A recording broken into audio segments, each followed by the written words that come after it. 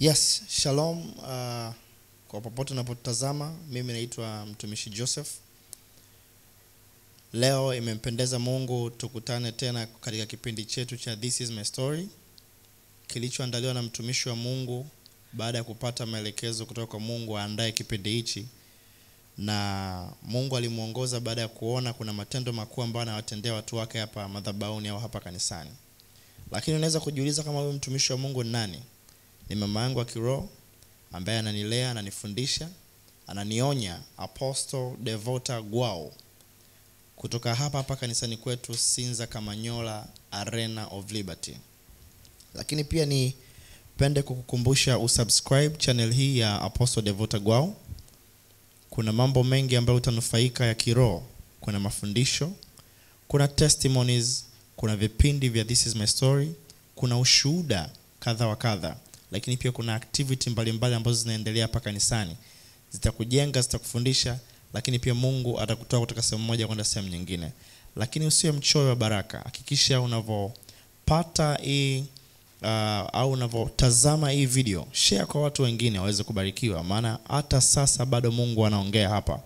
Kwa sababu hata sasa bado Mungu anawasaidia watu wake mahali hapa Arena of Liberty chini ya mtumishi wa Mungu Apostle Devota Gwao, mama yangu kipenzi. Na leo tuko hapa na dada yetu, atajitambulisha, utamsikiliza na Mungu amemfanyia nini, siku gani, na hata sasa bado kuna mambo ambayo Mungu anamtendea kwake. Hebu tumsikilize, pata muda kuangalia, lakini usiishie katikati. Unapotazama hii video hakikisha unatazama mpaka mwisho ili uweze kuona matendo gani ambayo Mungu anawatenda hapa madhabahuni. My sister, karibu. Asante sana. Kwa majina unaitwa nani? Kwa jina naitwa Neema Shayo. Wow. Ni mkazi wa hapa Dar es Salaam Kimara. Safi. Ndio. Mungu amekufanyia nini leo na kwa nini umekuja hapa au kwa nini uko hapa? Nimekuja kumshuhudia Mungu kwa matendo makuu aliyofanya kwenye maisha yangu. Nilikuja hapa kanisani tarehe 30 mwezi wa 5 mwaka huu 2025. Ndio. Kulikuwa kuna ibada ya one on one na mama yetu, Mama Apostle Devota Gwao.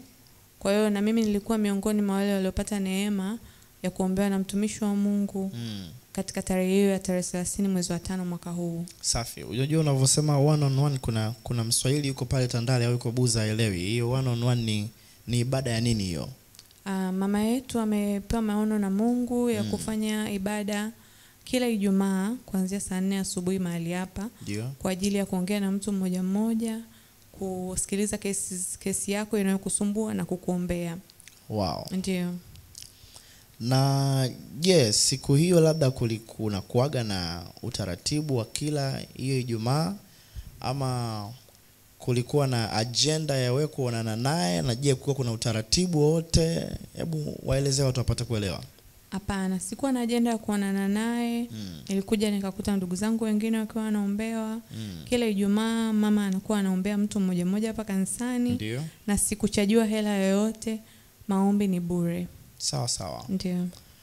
Wow, hongera sana. Asante. Nataka uwashuhudie watu kwamba baada ya kufika mahali hapa kitu gani kikatokea au nini kimetokea ulivyokuwa umefika hapa. Amen. Namshukuru sana Mungu, nilikuwa na matatizo ambayo sikuwahi kuzani wala kujua. Okay, kilichokufanya uje hasa hiyo siku ilikuwa nini? Nilikuja kuombewa biashara na uchumi. Nilikuwa na changamoto kwenye biashara na uchumi wangu. Kwa hiyo mimi nilikuja kutafuta deliverance kwa ajili ya uchumi na biashara zangu. Wow. Ndio. Lakini baada ya kufika mama akaniombea. Kwa hiyo nilikuwa na spirit ndani yangu zika manifest. Hapo ndo nikajua matatizo nilikuwa nayo katika maisha yangu bila hata kujua. Hapo ndo ukafahamu kwamba chimbuko la shida ambazo unapitia ziko sehemu gani? Ndio. Kwa zile spirit zilivyo manifest ndani yangu, zikaongea kwamba baba yangu mkubwa na watoto wake ndo walikuwa hasa wananitesa mimi pamoja na familia yangu. Ndio. Okay, unavyosema kwamba walikuwa wanakutesa ni kwamba mateso gani ulikuwa unapitia au changamoto zipi ambazo unapitia? nitaongelea tu kwamba kwa sababu kilichonileta ilikuwa ni biashara, biashara zilikuwa vizuri. Kwa manifestation ya kwanza ilikuwa ile spirit of manifest ili confess kabisa kwamba yenyewe ndio iko behind failure za biashara zangu, failure za mahusiano. Alimanifest kwamba ameua watu wengi kwenye familia yangu ikiwepo baba yangu. Baba yako mzazi? Baba yangu mzazi. Ameuliwa na baba yako mkubwa? Ndio. People are wicked. Watu wabaya sana. Ndio. Hii inakupa kujua kwamba never trust anyone. You only need to trust God. Unaweza kuwa unamwamini mtu fulani kwa sababu ya relationship yako na yeye, lakini kumbe bado akawa ni mtu mbaya. Ni kweli. Lakini Mungu hajawahi kumfelisha mtu. Ni kweli. Baada ya ile roho kudhihirika na kusema kwamba ameua watu wengi kwenye familia including baba yako, baada hapo ikawaje? Baada ya hapo mama yetu, Mama Devota Gwau akaniombea, akanifanyia deliverance. Mama Apostle mwenyewe? Ndio, yeye mwenyewe. Tulikuwa tuko watu wengi, lakini nadhani hiyo siku mimi ndo nilifanywa deliverance ya muda mrefu sana. Kama muda gani? Labda lisali 1.5 au zaidi. Lisali 1.5? Ndio. Lisali 1? Ndio. Ilikuwa too deep hiyo. Very deep. Namshukuru sana Mungu. Na kilichofanya hasa ukaombewa kwa muda mrefu hivyo, uliona ni nini kilichopelekea kuombewa kwa muda mrefu hivyo? Niombewa kwa muda mrefu kwa sababu ilikuwa yani spirit nyingi zina manifest. Nikifunguliwa hii inafunguka nyingine. Kuna roho nyingi ambazo zilikuwa ziko ndani yako? Ndio. Nilikuwa nimeolewa katika roho na baba yangu mkubwa. Yani baba yako mkubwa amekuoa? Ndio. Anaishi na wewe? Ndio. My God. Nilikuwa na roho ya Sultan. Nilikuwa na roho ya Sharif, mama alisema. Okay, hold on. Ndio. Hiyo roho na imani kama sijakosea ulivyoombewa ilikuwa kuna sehemu ilikuwa iko aired. Kuna sehemu ambayo ulienda kuona baada ya ibada. Ndio. Hiyo roho ya Sultan ilikuwa ni nini au ilikuwa inasababisha nini kwako? Nadhani uliona. Ndio. Ilikuwa inafukuza watu kwenye mahusiano. Wanakuja, wanaondoka. Ilikuwa inakuja na kuwafukuza. So obvious kwenye biashara. Okay, kabla hujaendelea. Ndio. Umekuwa umepita katika ile wimbi watu wanakuja wanakuondoka kwa muda gani? Miaka mingi sana. Ilikuwa inakusumbua hiyo roho? Sana. Na roho nyingine? Na ubaya ni kwamba unajua mambo yakitokea watu wanakuja wanaondoka unachukulia kama ndo maisha yako. Kwa mimi sikujua kwamba natakiwa nije kuombea roho ya Sultan au baba mkubwa. Mimi nilikuja hapa kufunguliwa biashara yangu. Kwa hiyo kuja hapa ndo nikajua chanzo cha matatizo yangu. Viewers, yote wanayotazama, kama kuna kitu ambacho unakiona kabisa umeshakizoea, kina muendelezo kutokea mwezi huu, mwezi unaokuja, mwezi unaofuata, mwaka, miaka miwili, usichukulie poa. Dada yetu hapa ameeleza, my sister hapa ameweza kueleza in a wide way kwamba alikuwa ameshaona kwamba ni kawaida kwamba mtu anakuja anaondoka, mtu anakuja anaondoka, lakini kumbe behind ya hiyo scenario ya watu kuja na kuondoka ilikuwa kuna roho ya kipepo ambayo imetumwa kwake. Na hiyo roho ilikuwa haitaki watu wakae, ilikuwa haitaki yeye asetwe kwenye mahusiano. Lakini baada ya kuombewa na mtumishi wa Mungu kabisa na mtumishi wa Mungu akamtamkia kwamba mwaka huu uishi lazima tule pilau. Baada ya hapo ikawaje? Baada ya hapo kwa sababu niliombewa muda mrefu sana, nilikuwa nimechoka, nikaondoka nikaenda straight nyumbani. Kwa hiyo nilipofika nyumbani nikawa nimeenda kujisaidia. Sasa nikiwa nimechuchumaa najisaidia, nikaona nyama 3 ukubwa kama wanyama zile za mishkaki zimetoka sehemu zangu za siri. Ndio. Hebu subiri kwanza kidogo. Nyama 3? Ndio. Na hisi hata kamera zimetingishika kule. Nyama 3? Ndio. Kwenye mfumo wako, mfumo gani huo? Mfumo wa uzazi. Kwa sababu wakati mama ananiombea, tumbo lilikuwa linaniuma sana. Akati anakuombea? Ndio, wakati ananifanyia deliverance, tumbo lilikuwa linanisokota sana. Hiyo siku ya Ijumaa? Ndio, tarehe 30 mwezi wa 5. Ndio. Lakini baada ya kuombewa?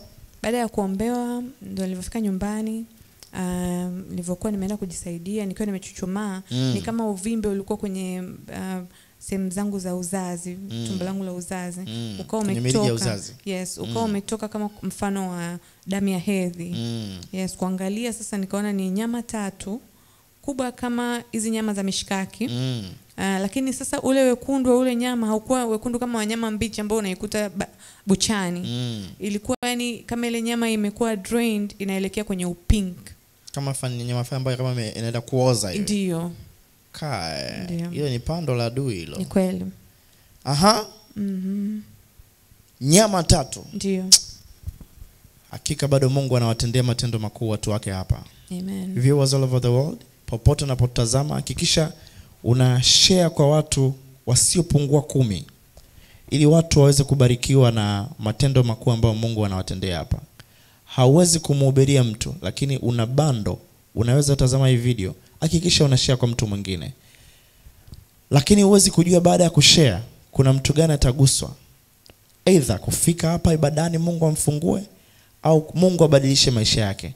Yamkini dada yangu hapa asingefika hiyo siku ya Ijumaa ambapo kuna kuaga na ratiba ya kuonana na mtumishi wa Mungu uso kwa uso, ana kwa ana, kuongea naye kwa kirefu, au uombewe au upate nafasi ya kupata hekima ya kimungu kutoka kwa mtumishi wake.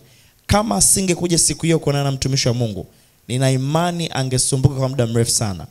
Kwa hiyo usiwe unachukulia poa ratiba ambazo zinaendelea ibadani. Hapa kanisani kwetu kuna ibada kila siku za Jumatano kuanzia saa 11 jioni mpaka saa 1:30, na ibada zetu zinakuwa ziko live kwenye YouTube. Hakikisha unafuatilia na Mungu atakubariki na atakuvusha kutoka sehemu moja kwenda sehemu nyingine. Lakini kila siku za Ijumaa kuanzia saa 4 kamili asubuhi mpaka majira ya saa 9 alasiri, hapa kanisani kwetu Arena of Liberty Sinza Kamanyola, mtumishi wa Mungu alipata maagizo kutoka kwa Mungu awe anaandaa ibada za kuonana na watu uso kwa uso. Siku hiyo unapata nafasi ya kuweza kuongea naye, kuzungumza naye, akuombe, umshirikishe jambo ambalo unataka Mungu aingilie kati kwenye hilo jambo.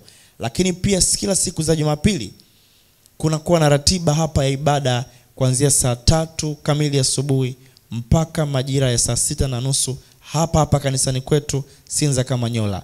Na hakika bado Mungu anawatendea watu wake matendo makuu.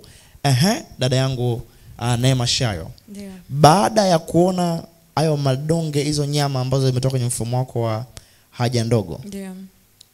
Je, uliona kuna utofauti katika mwili wako? Au ni kwamba uliona tu ni kama vile ulivyokuwa mara ya kwanza kabla hujaombewa? Hapana, nilisikia tofauti kwenye mwili wangu, nilijisikia mwepesi, nilijisikia na amani. So mimi nilimshukuru Mungu, nikalala. Ndio. Sasa hapo nyuma nimetoka kusema kwamba ile roho ili manifest ikasema kwamba imemuua baba yangu. Baba yangu amefariki miaka 12 nyuma. 12 nyuma? Ndio. Lakini roho kumbe bado ilikuwa inaendelea kuua watu. Ndio. Na mpaka ulivyoombewa hapa tarehe 30 ya mwezi wa 5. Ndio. Ikasema kwamba imeshaua ndugu zako wengi. Ndio, na wengi wamekufa. Kila mwaka tunazika. Kila mwaka? Ndio. People are wicked. Watu ni wabaya. Watu ni wabaya. Tunamhitaji Mungu. Ni kweli. Kabisa tunamhitaji Mungu. Ni kweli. Roho kwenye ukoo kila mwaka lazima iondoke na mtu. Kila mwaka lazima tuzike watu wawili. Mwanzo wa mwaka, mwisho wa mwaka. Ndio. Ina maana ungezembea hata wewe ungeenda. Ni kweli. Ni kweli. Mwisho wa siku tunaanza kusema halali pia peponi kamanda. Lakini Mungu amekufungua. Amen. Mpigie Bwana Yesu makofi. Amen. Baada ile roho kuzilika kwamba imeua watu wengi kwenye familia. Ndio. Baada ya hapo mpaka kufikia hivi leo, kuna mambo ambayo Mungu amekutendea hapa katikati? Ndiyo. Ama ni uko vile vile kama kabla hujaombewa? Hapana, siko vile vile. Na ndio maana nikasema baada ya kulala, nilivyoamka ndo kama tuseme ushuhuda wangu ukaendelea. Hapo nyuma nimesema kwamba baba alifariki miaka 12 iliyopita. 12 iliyopita. Sasa nina ndugu zangu ambao sijawasiliana nao miaka 12 nyuma. Tangia tumzike baba yangu. Hebu ngoja nipigie mahesabu. Miaka 12, 2015, 2013 tuseme. Ndio. Tangia mwaka 2013. Ndio. Haukuwahi kuwasiliana nao? Mpaka leo, yani tangia tuzike mpaka leo sijawasiliana nao. Na tangia ulivyomzika baba yako mzazi? Ndio. Na mmoja wapo ni huyo ambaye alimanifest akataja jina wakati naombewa. Na baba yake. Sasa kwao wako wengi. Sasa asubuhi wakati naamka, mmoja ambaye sijawasiliana naye miaka 12 13 nyuma. Okay, tuseme baada ya kuombewa Ijumaa. Ndio, Jumamosi sasa. Jumamosi asubuhi. Ndio. Wakati unaamka. Nini kikatokea? Dada yangu, mtoto wa baba yangu ambaye hiyo spirit ili manifest. Yaani wakati unaombewa. Ndio. Roho mojawapo ambayo ilidhihirika. Ndio. Ilikuwa ni roho ya huyo dada yako. Ndio. Ambapo unasema kwamba hamkuwahi kuwasiliana miaka 12 iliyopita. Ndio. Lakini baada ya kuombewa, ndio, ilikuwa Ijumaa umeombewa, Jumamosi asubuhi kikafanyika nini? Akanipigia simu asubuhi. Akakupigia simu asubuhi? Ndio, saa 4 asubuhi. Kaya. Akasemaje? Wamenipigia watatu. Jumamosi alinipigia dada yangu, Jumapili akanipigia dada yangu mwingine, Jumatatu akanipigia dada yangu mwingine. Jumamosi alikupigia mmoja. Ndio. Jumapili anayefuata. Ndio. Jumatatu mwingine. Ndio. Hii inakupa kujua kabisa kuna mambo yametokea. Ni kweli. Kuna mambo yametingishika huko. Ni kweli. Baada ya kupiga huyo Jumamosi akasemaje? Nataka nijue hapo na mimi. Wananisalimia, unaendeleaje, tumekumisi, unakuja lini? Wakati mama ananifanyia deliverance, aliniongoza maombi ya kwamba nimekataa ukoo na mimi sio familia hiyo tena. Mama Apostle wakati anakuombea? Ndio, wakati anakuongoza kwenye maombi. Tarehe 30 sasa. Aliniongoza maombi ya kuvunja undugu nao na huo ukoo. Yaani kukata muunganiko. Ni kweli. Sasa alionipigia tarehe asubuhi yake Jumamosi alinisalimia tu. Alinipigia Jumapili. Cha kwanza aliniambia unajua sisi ni ndugu. Yaani huyo mwingine alikuwa anataka ni confess kwamba yes sisi ni ndugu.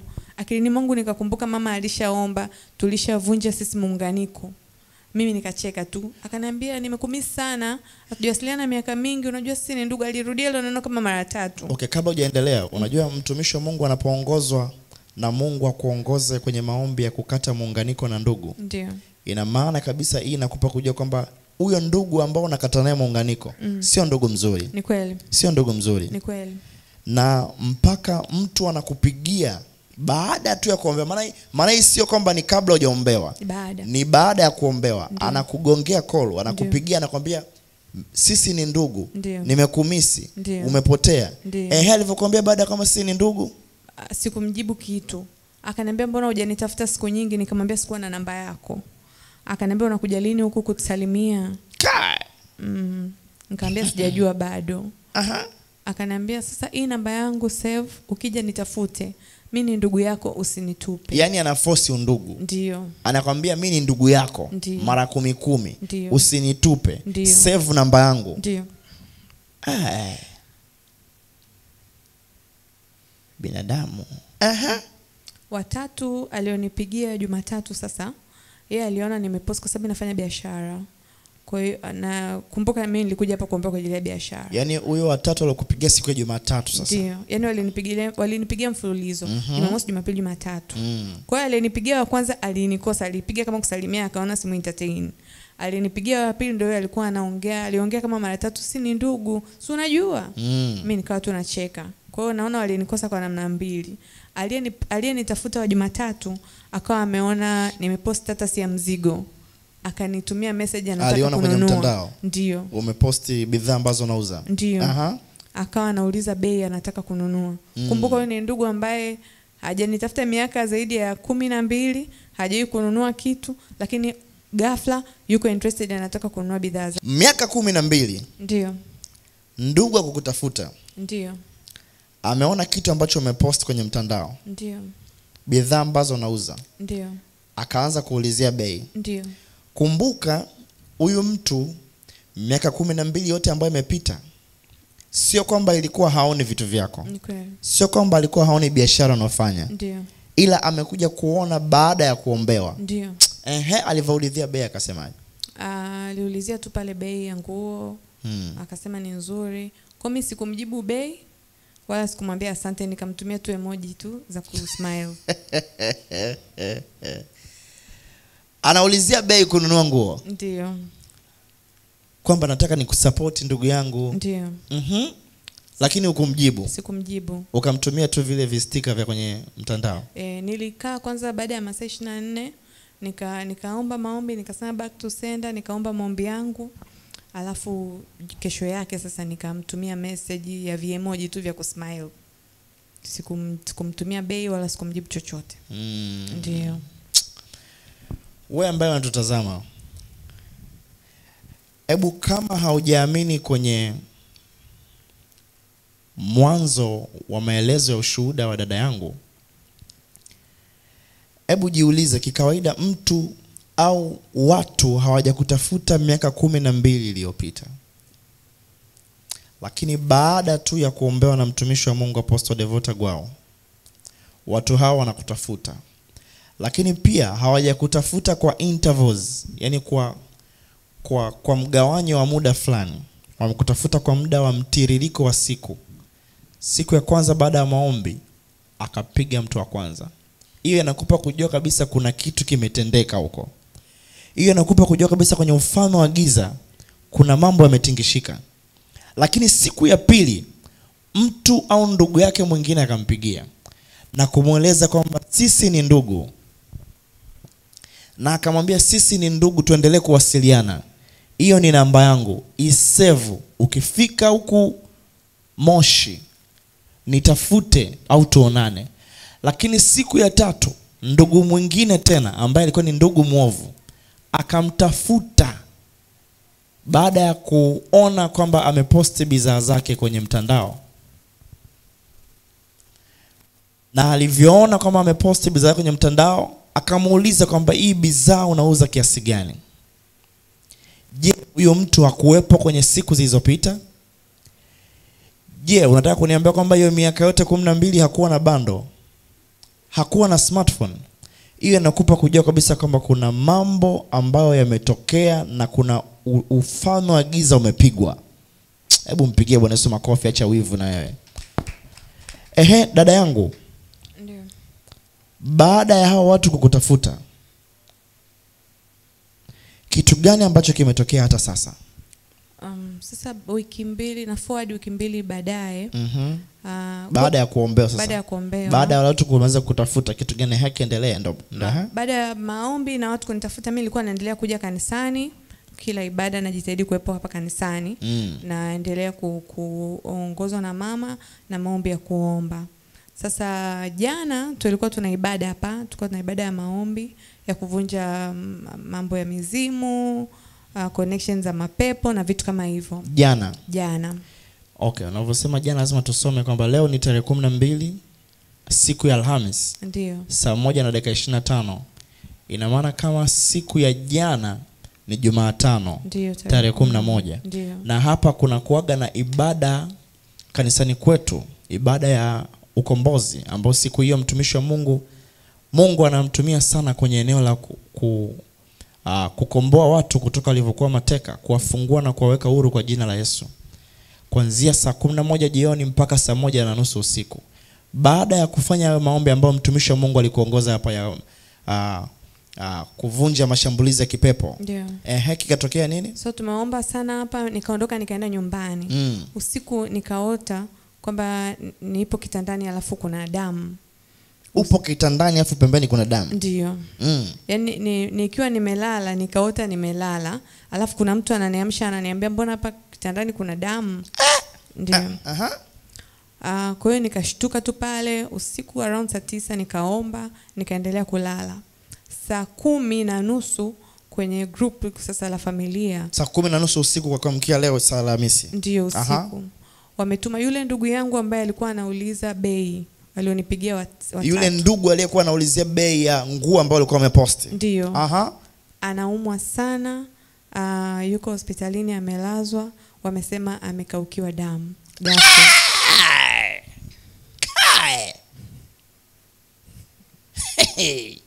Huyu sio mwanadamu jamani. Huyu ni Mungu. Kweli. Huyu ni Mungu halisi. Kweli. Yule ndugu ambaye alikuwa ameona bidhaa zako umeposti miaka yote iliyopita hajakuulizia. Ndio. Lakini baada ya kuombewa, ndio, ndugu huyo akaanza kuulizia gharama ya nguo ambayo unaposti. Ndio. Lakini ukasema pale kwamba haukumjibu kwa wakati huo. Ndio. Ukajipa muda wa masaa 24 ndio ukamjibu. Ndio. Na haukumjibu bei. Ndio. Ukamjibu tu emoji. Ndio. Lakini baada ya hapo wiki 2 baada ya kuombewa sasa ile. Uliombewa Ijumaa ya tarehe 30, Wiki 2 baada nikaendelea kuja kanisani. Ukaendelea kuja ibadani. Ndio. Na hiyo wiki 2 baada ilikuwa ni siku ambayo ni ya ibada hapa, siku ya Jumatano. Na kulikuwa kuna ibada ya mashambulizi ya kipepo. Ndio. Baada ya kufanya yale mashambulizi na kuyarudisha kwa walioyatuma na kuharibu kila ngome za mwovu adui. Ndio. Na kuharibu kila mipango ya adui mwovu na kila mapepo mabaya ambayo anatafuta. Ndio. Usiku wa kuamkia siku inayofuata, unasema ukaota kwamba kuna mtu anakuambia mbona kama kuna damu pembeni. Ndio. Asubuhi yake saa 10 alfajiri ukakuta kuna message kwenye group la familia. Ndio. Wanasema yule ndugu aliyekuwa anaulizia bei ya bidhaa zako ambazo anaposti anaumwa sana vibaya mno, amekimbizwa hospitali, amekaukiwa damu. Huyu ni Mungu jamani. Ni kweli. Kae. Ndugu mwovu ndio amekimbizwa hospitali. Ndio. Yule ndugu ambaye yuko amecomment. Ndio. Kae. Viewers, Mungu yuko hapa. Mungu yuko hapa. Na bado anawatumia watumishi wake, wale walio halisi. Na bado ana masali yake. Mamangu wa kiroho anasema baada ya wiki 2, hebu imagine, baada tu ya kuombewa na mtumishi wa Mungu Apostle Devota, kesho yake asubuhi kuna ndugu wa kwanza akamtafuta ambaye ni ndugu mbaya. Siku inayofuata ambayo ilikuwa ni Jumapili akamtafuta ndugu mwingine. Siku inayofuata ndugu mwingine akamtafuta. Na hii nakupa kujua kabisa kwamba hawa ndugu watatu waliomtafuta dada huyu, binti huyu, hawakuwa ndugu wazuri. Kama wangalikuwa ni ndugu wazuri, wangemtafuta hicho kipindi kingine chote ambacho kimetokea. Wewe imagine baada ya kufiwa na mzazi wako aliyekuzaa au kuleta hapa duniani, ndugu hawaja kutafuta mpaka unakuja kuombewa ndo anakuja kukutafuta baada ya maombi. Mungu bado anawatumia watumishi wake bana. Amen. Mungu bado anafungua watu wake hapa Arena of Liberty. Amen. Kwa mpaka sasa tunavyoongea bado huyo ndugu yuko hospitali. Yupo hospitali, yupo mahututi. Wametuma na picha yake kwenye group ili watu wachange pesa. Naosha changa? Hapana. Na umecomment chochote? Sija comment chochote, nimeangalia tu nikajua Mungu ametenda. Ndio. Hakika bado Mungu anatenda jamani. Amen. Kwa hiyo unawaambia nini watu ambao wanafuatilia kipindi chetu This is my story with Apostle Devota? Unawaambia nini? Una lipi la kuwaambia? Nawaambia kwamba kupitia my story yangu ninaamini kwamba inaenda kuwatia moyo watu wengine ambao wako majumbani, especially wale ambao wako tu hawataki kuja kanisani. Ninawashauri Mungu bado yupo, anatenda. Kama amenitendea mimi, atakwao atawatendea. Ninawakaribisha sana hapa kanisani, waje. Kama Mungu amenitendea mimi kupitia mama yetu Mama Devota Gwau, hata kwao atawatendea. Hakuna jambo ambalo linamshinda Mungu. Mfano wangu ni halisi kwamba nilijua matatizo yangu ni mengine, kumbe kuna mengine. Unaweza kuwa umekaa nyumbani ukazani matatizo yako ni labda ya mahusiano au labda unaumwa mguu, kumbe ni mengine makubwa zaidi. Kwa hiyo nawashauri waje kanisani, maombi ni bure. Na wale ambao walishawahi kuja kuombewa, nawashauri kuendeleza mahusiano. Usiombewe na kuondoka, endelea kuja kanisani. Kama mimi umeona nilikuja tarehe 30 na nikaona ushuhuda na bado nimeendelea kuja. Ibada ya jana ya Jumatano na ushuhuda nayo tena. Yes, kwa hiyo Mungu anatenda na kila ibada ina muujiza wake. Usiache kuja kanisani, na wakaribisha sana. Wow. This is powerful. Amen. This is powerful. This is powerful. Viewers all over the world, Mungu bado anawatumia watumishi wake. Mungu bado hata sasa anawasaidia watu wake. Huu ni ushuhuda mzito sana ambao dada yetu ameuelezea. Na sio tu baada ya kuombewa, hata wiki 2 baada alivyokuwa anaendelea kufika hapa ibadani, kuna jambo ambalo Mungu amemtendea. Wale maadui zake waliokuwa wanapanga mabaya juu yake, wale wa maadui zake mmoja baada ya mmoja wameanza kuanguka. Na adui yake wa kwanza, this time tunavyoongea, yuko hospitali. Ana shida kubwa ambayo kama asipoingilia Mungu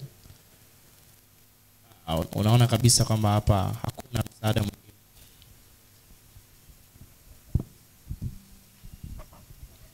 Kama asipoingilia Mungu, unaona kabisa hapa hakuna msaada mwingine. Kwa hiyo nipende kukukaribisha hapa kanisani kwetu Arena of Liberty Sinza Kamanyola.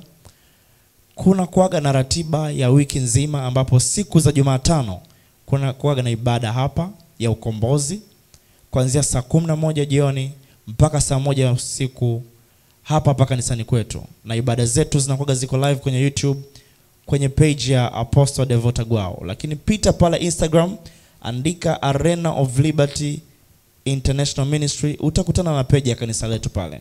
Lakini pita pale TikTok, utakutana na page ya mtumishi wa Mungu Apostle Devota Gwao. Lakini andika pia Arena of Liberty Ministry International, utakutana na page ya kanisa letu pale. Kuna mambo mengi ambayo Mungu anaweza kaongea na wewe kwa namna moja ama nyingine. Kwa hakikisha unapita kwenye page zetu za mitandao ya kijamii ili kuweza kupata updates mbalimbali. Lakini pia siku ya Ijumaa, kila Ijumaa hapa kuanzia saa 4 kamili asubuhi mpaka saa 9 alasiri, kuna kuaga na ibada ya kuonana na mtumishi wa Mungu uso kwa uso, ana kwa ana. Fika hapa madhabahuni, ukutana na mtumishi wa Mungu. Atakapoona uso wako, ameona shida ambayo inakusumbua kwa muda mrefu. Lakini siku ya Jumapili kuna kuwa na ratiba ya ibada kuu hapa kanisani kwetu Arena of Liberty kuanzia saa 3 kamili asubuhi mpaka saa 6 mchana. Fika hapa na Mungu abadilishe maisha yako. Fika hapa kanisani na Mungu akutembelee. Fika hapa kanisani na Mungu akufungue. Karibu sana katika kipindi hiki, na tumefika tamati wa kipindi hiki. Hakikisha una subscribe channel yetu, lakini pia una share hii video kwa watu wengine ili waweze kubarikiwa. Mimi mtumishi wa Mungu Joseph Shija, chini ya mtumishi wa Mungu Apostle Devota Gwao ambaye ni mama yangu. Mimi na mama yangu wa kiroho tunakupenda. Shalom.